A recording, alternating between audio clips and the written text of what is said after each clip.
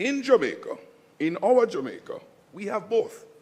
We have a security problem and we have a high murder problem.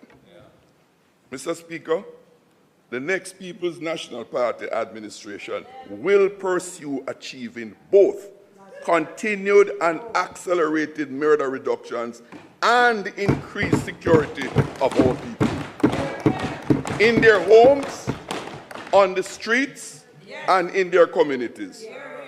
Nothing less can ever be deemed a success.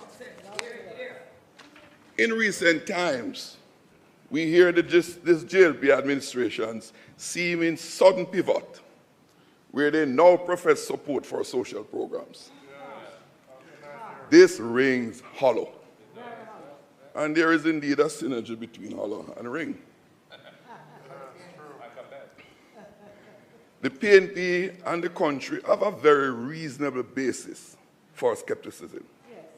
This is the same JLP government that, upon taking office in 2016, discontinued or defunded every flagship social intervention initiative inherited from the PNP.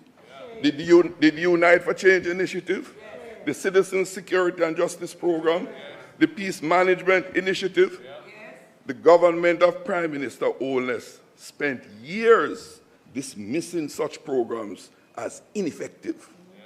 Now, with elections looming, the JLP seemed to adopt the PNP's proven model of combining targeting policing with social investment. While we welcome this pivot, let's be clear, this is not leadership. It is opportunism. And worse, they are poor copycats.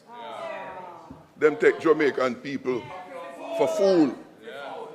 Madam Speaker, no party or government should ever insult the intelligence and wisdom of our people and be allowed to get away with it. We are reminded of the words of the great Peter Tosh. You can fool some of the people some of the time, but you can't fool all the people all the time. That fooling time done, people's time come now.